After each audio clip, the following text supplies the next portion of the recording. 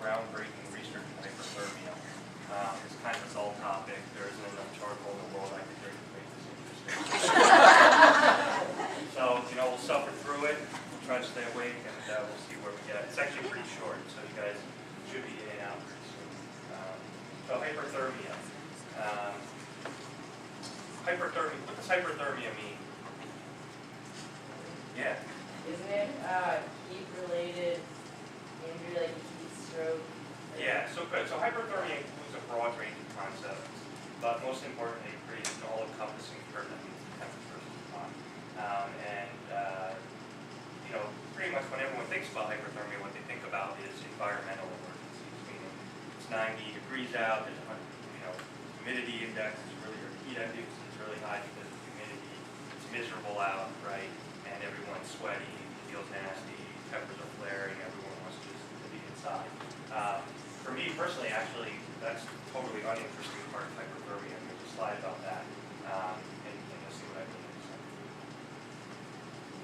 So the epidemiology, the study of hyperthermia-related illness, it can affect any age group, right? Predominantly, often we see hyperthermia-related catastrophes in babies, right? We see it all the time. I'm a little embarrassed. I read the New York Post, it makes me feel better about my own life. And you see that there's some kid, in a car for 2 or 3 hours. Their parents go to do something horribly irresponsible. They come out a couple hours later, and the kid's dead. And that's related to confinement hyperthermia. Or down in the border states, right? They're trying to smuggle people into the country. It's very hot.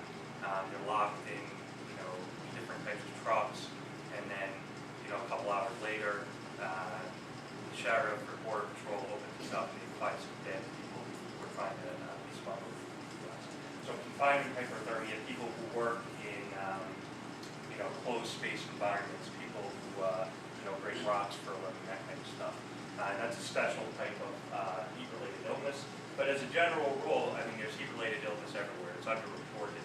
It was one of the first Thursdays of the summer, and they had the Stanford High graduation, the West Hill graduation on the same night, and people were dropping like flies, right? There must have been, I think you guys got called to Stanford for that. I think 5 or 6 people had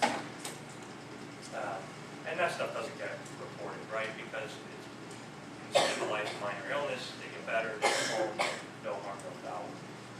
But the young and the old are particularly susceptible to heat-related emergency because of their physiology and their ability to adjust and control temperature. It equally affects males and females, and of course it varies with the weather. So when we talk about hyperthermia, what we're talking about is the body's ability to maintain homeostasis, right? Homeostasis is a big fancy word for the body likes to be where the body likes to be, right? Our body likes a certain blood sugar, our body likes a certain sodium concentration, potassium concentration. We also work at a very narrow range of temperature control. And how do we control our temperature? Production, like everything else, supply and demand. Production, so metabolism, right? When we're cold, our body speeds up metabolism. We burn fat, glucose, we metabolize sugar, and we produce heat, shiver, right? When we're cold and we shiver, we're trying to increase our own metabolism to make heat. We accumulate heat, we store heat, and then we dissipate heat. And there are 4 ways to dissipate heat: radiation, conduction, convection, and evaporation. Radiation is through electromagnetic waves. Conduction is direct contact. So, if I'm standing next to an ice block and I physically put my hand on the ice block is colder than I am, and therefore I dissipate heat through direct contact with the ice block. Convection is when air moves across something and physically displaces heat. And then evaporation, we have sweat in our body, it vaporizes, and that physically cools us. If any of you guys are physics buffs, you probably know more about this than I do. It's all physics. So like I said, when most people talk about hyperthermia, most people think immediately of environmental emergencies. When the outside temperature is less than 35 degrees, radiation accounts for 60% of heat dissipation, and evaporation is much less. And then you have the remainder, maybe about 10%. But when it's hotter outside, we don't radiate heat as well to the environment, so evaporation actually dominates. And that's why you see people sweat so much. So how do we thermoregulate, right? Do you walk around and you think, oh my God, I need to shiver, or I need to sweat, right? This is something that is controlled by the autonomic nervous system. And we like a core body temperature of 36 to 38 degrees. And when we get at the ends of the spectrum, our body fails to maintain homeostasis, and that's where we get into trouble. So how do we respond when we're too hot? Dilate the blood vessels in the skin, sweat. We try to decrease our metabolism, and we also modify our behavior, right? You wouldn't even think about it, but you're hot, so you go get a glass of water, or you're hot, so you remove yourself from the environment, and that's behavior modification. So why is heat bad for us? It's a really long, boring story, but essentially what happens is our body creates inflammatory markers, and our cells get destroyed.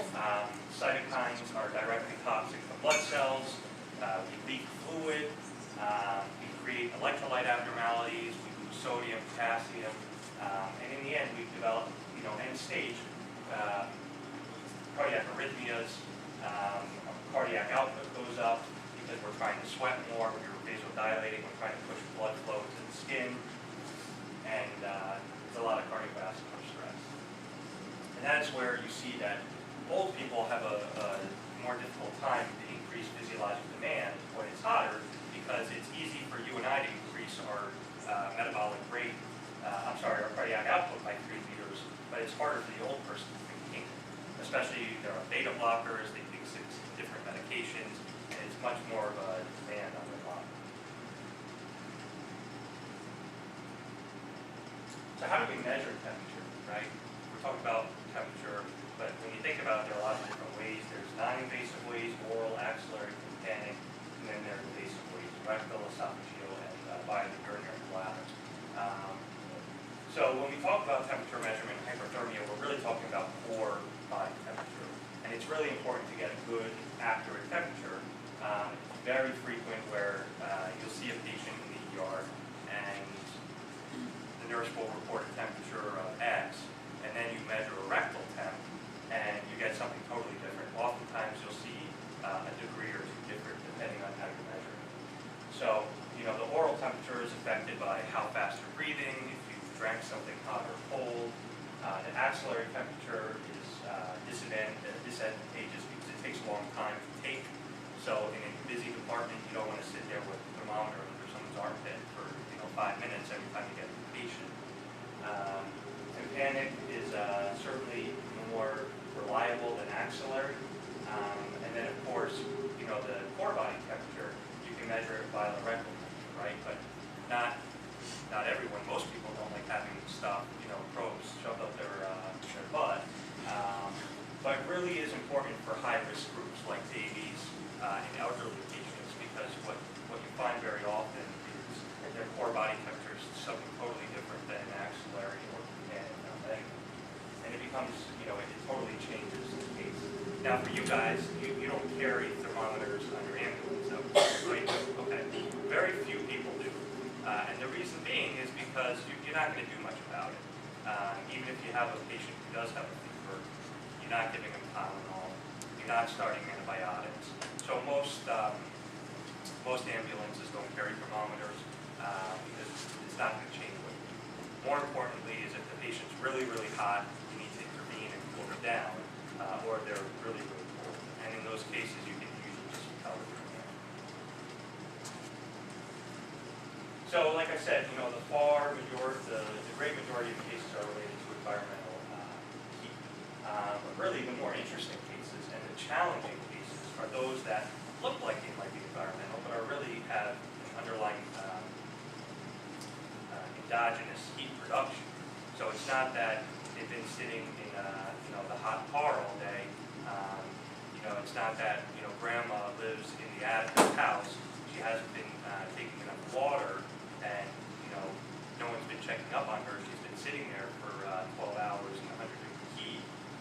That's the easy case to diagnose. The much harder case to diagnose is the patient whose thyroid is out of control, and they have such fast metabolism that they're suffering from hyperthermia. Or the patient who's been seizing for 35 minutes and has such high metabolic rate from the seizure that their temperature is 38, 39, 40. There's something called a central fever. So a patient has had an insult to their brain. They've had a big head bleed, and they're in and out of the ICU every week with urinary tract infections. And they often develop something called central fever, where the thermoregulatory system in the hypothalamus in the brain has dysfunction, and they just can't control their temperature, and they have wild temperature swings. And oftentimes, no matter what we do for these people, we just can't help them, and you have to cool them down. Cooling blanket, sometimes even cool blanket solution to keep the whole body temperature. This isn't the type of thing where you give it to Tylenol. And then, of course, my favorite, the toxicology causes. We talked about serotonin syndrome last time. Anticholinergic syndrome, I think we talked about that, where if you have overdoses of certain substances, your body just heats up real fast, and it becomes real complex. But for the most part, even though these are far more interesting and far more intellectually challenging, environmental still is where the money is at. Most of these cases are related to environmental distress. So what actually are these heat-related illnesses, right? So heat edema. Hopefully you don't get called. Hopefully no one calls 911 for this, but these days I'd be surprised if someone did. So when it's hot out, your ankles, your wrists swell up. It's self-limited swelling of the extremities. It's due to vasodilation. It's the first couple of days of the summer. It's really hot out. It's really humid, and your body is trying to acclimatize, and you just get dependent. It goes away in a couple of days. There's no treatment. It's self-limited, but not uncommon whatsoever. Prickly heat is something that we see a lot in the ER. Parents bring in their kids with a skin rash. This is what it looks like. Sorry, it's not reflecting really well. But it's very common. Certainly, if someone calls 911 for this, there's really nothing to do. Hopefully, no one will call 911 for this, but again, people are crazy. All right, but this is really where you get into the sicker, the more pressing issues where people are really going to fall into more heat cramps.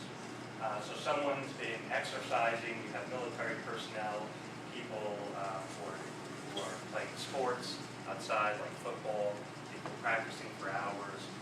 They get painful muscle contractions, usually large muscle groups like the calves, the thighs, and the shoulders. And oftentimes it's actually after the exercise is complete. So they've been doing drills with their coach for an hour or two, and then the practice is over, people are walking to the sideline, and they start cramping up.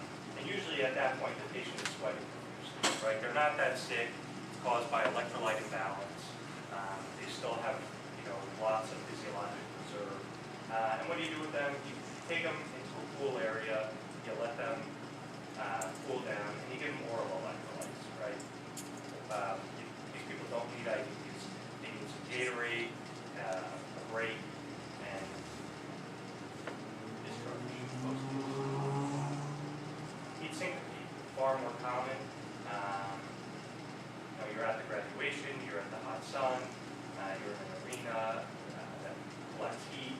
You get peripheral vasodilation, you're sweating because it's so hot, so you have volume, intravascular volume depletion, and you pass out. Right? It happens all the time. Most people don't go to the hospital for this, but more importantly, your job is to make sure they didn't have cardiac arrhythmia. Right? Was it heat syncope, or were they having an MI? Because if it's just heat syncope, it's no big deal. Pull it down, give them some fluids, they'll be fine. On the other hand, you don't want to miss someone who's having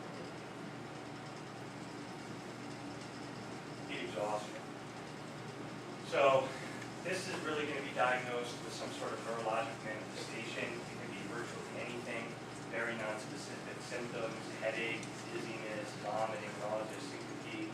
They have tachycardia and orthostatic hypotension. Interestingly, they can have normal or elevated temperature.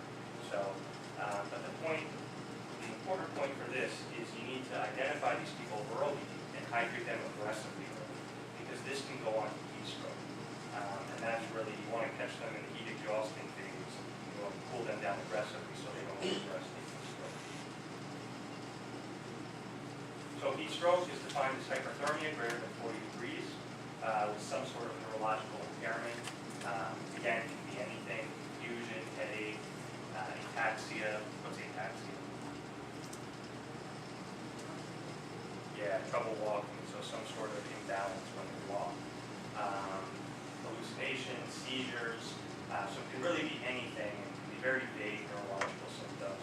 And here, the interesting point is that they're not always sweating, right? Because at that point, they're so volume depleted and they're so hot, they're so dehydrated that they've lost the intravascular volume in sweat.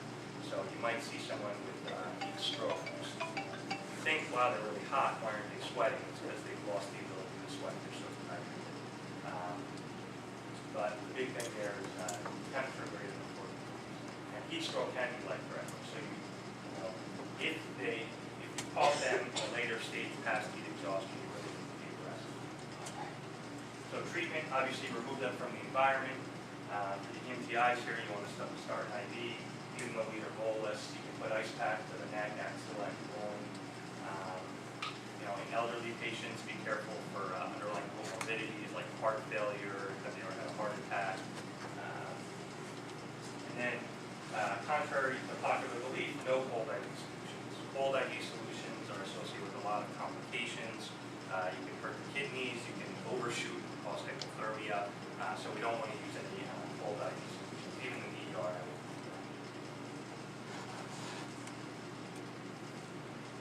And how much do you want to cool them to? So you only want to cool them to 39 degrees, right? And the reason being is because even after you started cooling them, once they start dropping, they're going to continue past 39.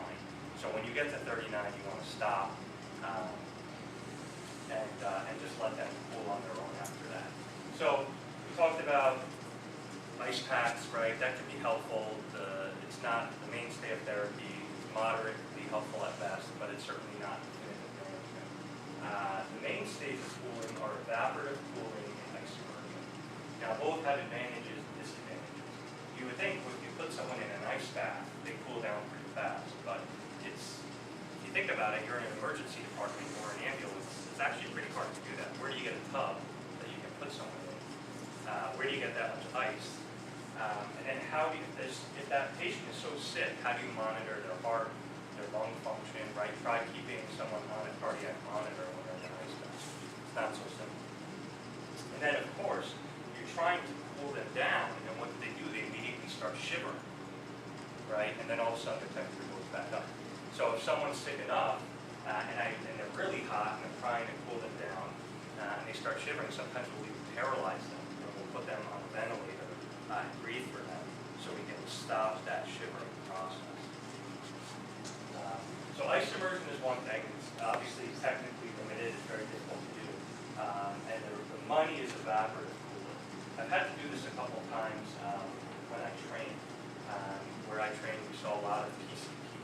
PCP is something called a sympathomimetic, right? It causes an increase in the sympathetic nervous system, so fight or flight. And these people get very hot very fast because their metabolism is sped up a lot, very fast. And they come in, they're 41, 42 degrees, and they're literally frying all the proteins in their body, they're denaturing, and you have to cool it down pretty fast. So what you do for evaporative cooling is you strip them naked, and you put just tepid water on them. It's not even cool water, and you turn fans on all around them, and it just increases the rate of evaporation. It's hard to do this in a humid environment, but it's very easy to do in a cool emergency department. But ironically, there was some, guy in the Middle East who, when it sounds kind of weird, but when people go to Mecca,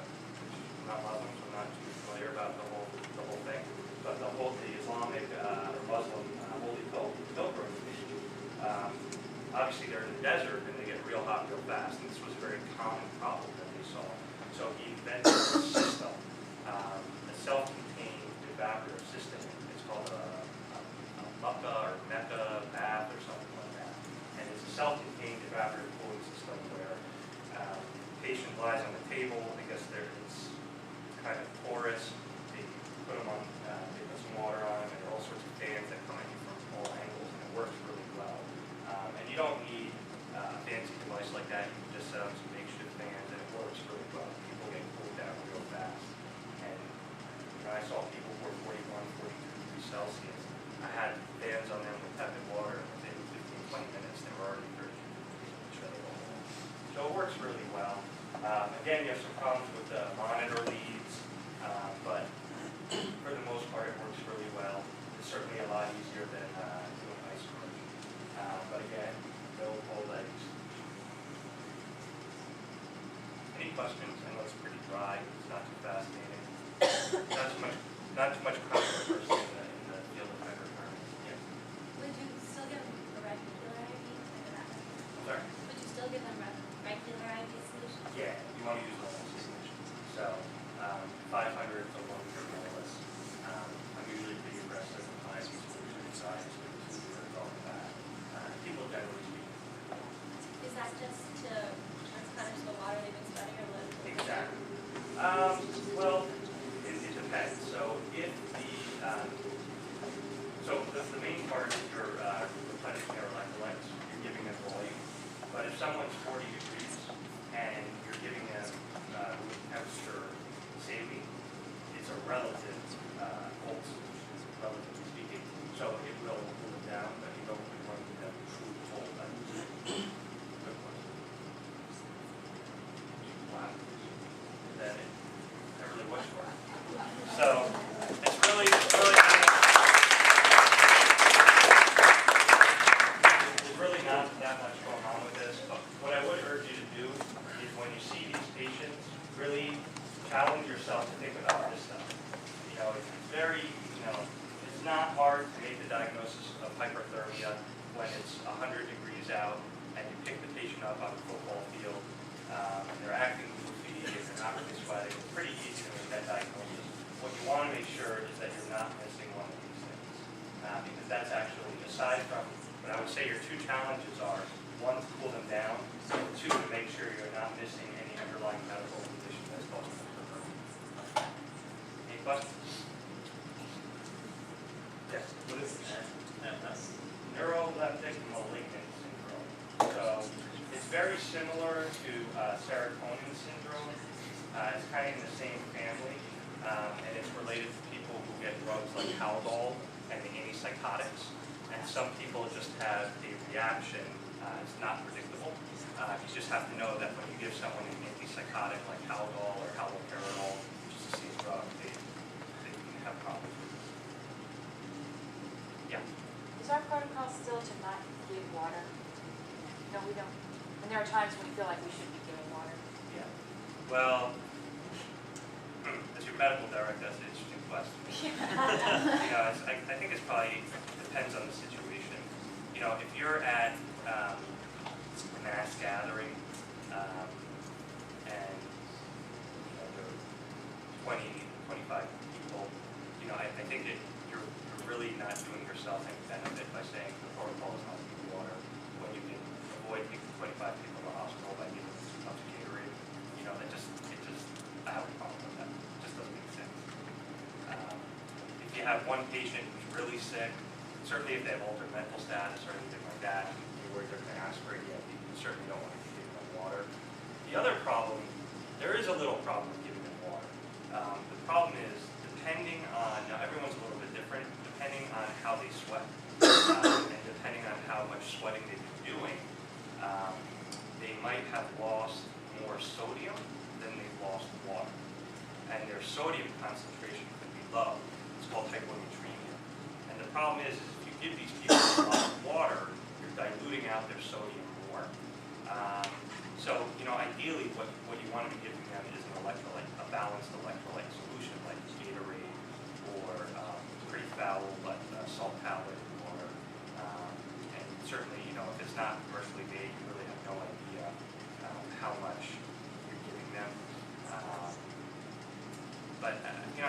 We sense. put it on the ambulance, or just, Yeah. Yeah. just sort of how you feel about that. You know, I think probably not worth carrying on the ambulance, because you're really not gonna use it that often. Certainly, I think if you guys are going to a standby, it probably makes sense to set it up for that. But I mean, honestly,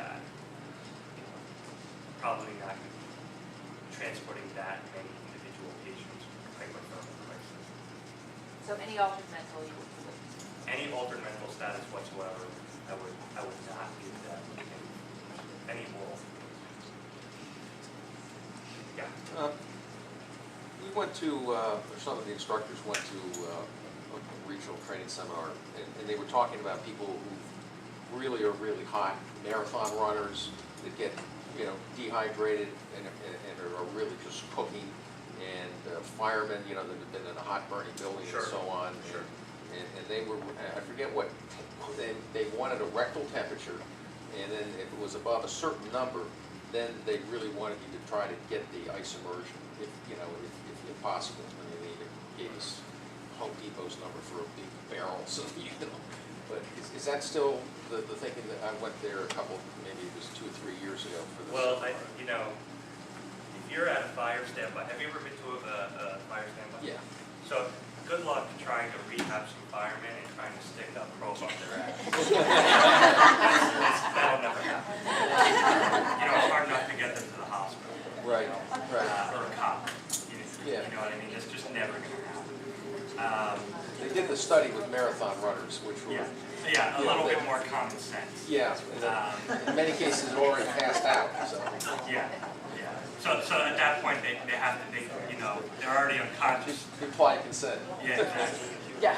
I think if you're, it's one of those things where if there are any firemen or cops in the room. Yeah. So, I think that if you have an individual patient, taking rectal temps in the field is just not, it's just not going to happen. And it's just not practical. So I would say that really is just, trying to, when we rehab firemen, what we're really looking at is really their body weight. And we weigh them to see how much fluid they've lost, how much fluid they've gained, and their vital signs. I think that's probably far more reliable and makes more sense than just taking one static temperature and saying, now we have to do X, Y, or Z. Because even in the ER, when we're taking care of these really hot people, what we're doing is we're using continuous core body temperature measurement. So certainly, continuously, repeatedly, I should say, trying to check a rectal temperature, it almost seems cruel to someone. But if you stick a probe attached to a Foley catheter that you put in their urethra, or you put a rectal probe that continuously monitors temperature, I think that's a lot more useful than having to, than checking one static measure. And I just don't know how realistic it is to, I could just imagine like a fire standby when you have a bunch of, firemen who are really hot and trying to, put 2 or 3 of them in an ice bath, out on the street. So I think that's one of those things where theoretically it's nice, it's just not practical. Yeah. So with hypothermia, there's a risk of warming someone too quickly. Is there any risk of cooling someone too quickly from a heat emergency? Yeah, so like I said, with the overshoot hyperthermia, Well, yeah, that's you mean too fast? Yeah, the speed now. Yeah. The faster you do it, the less control you have of it. But you want to try and cool them down fast. Yeah. We had a near syncope pretty recently that came from a round table. And it was after a guy was like riding his bike, ended up like nearly passing out. So what do you mean by round table? Oh, like we had like a call review type of thing. Oh, okay, all right. And we were cautioned about giving IV fluid or like a lot of IV fluid to people who did some amount of exercise. and lost fluids that way. Is that something we should think about with like marathon runners and like people like that? I mean, I think that, you know, you certainly want to give them volume expansion, because by definition, most of these people are going to be dehydrated. You know, especially if they've been, the longer you're out in the heat, the more likely you are to lose volume. So I think giving anyone a liter bolus is probably pretty reasonable. I wouldn't want to flood them. You know, 3-4 liters is a little bit excessive. But I think if, you know, certainly if they're hypotensive because they're dehydrated and they're tachycardic, you need to volume expand them to get their to get their vital signs normal. And then, you know, again, this is one of those things where it's easy for me to say in the ER, but you want to watch their urine output. It has no applicability Yeah. to pre-hospital care. That's a bad scene. But I think that you're really not going to hurt anyone by giving them a liter or 500 cc bolus. Now, even if you did, let's say you had a patient who was 85 years old, was on Lasix, sleeps on BiPAP, has obstructive sleep apnea, COPD, right? They really don't have much cardiovascular reserve. And they're hypotensive and they're tachycardic at 130 because they're dehydrated. And you give them 500 cc's or a liter of normal saline bolus and you put them in pulmonary edema. Oh well, you know, and you bring them in, and you know, one of the docs intubates them, or you know, SEM shows up and one of the medics intubates them because they're in pulmonary edema. And I think it's kind of no harm, no foul. They needed the fluid. Right. You know, you can tolerate some of the pulmonary edema, fit pulmonary edema. You can't tolerate prolonged periods of hypertension. And it happens all the time. You know, you see septic patients all the time who are old, don't have much physiologic reserve.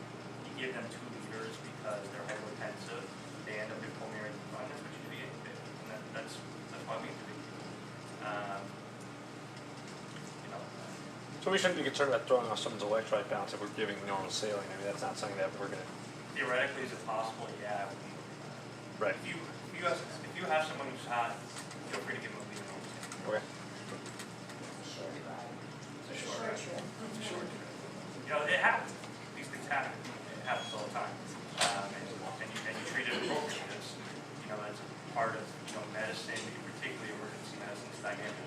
I'll see a patient at one instant. I'll see him a half hour later. They look different, and you have to adjust your management accordingly. It happens. Would you ever give ringers? Would I ever give ringers? I'd give ringers to a burn patient. I probably, you know, that's a debate that will go on from now until the end of time.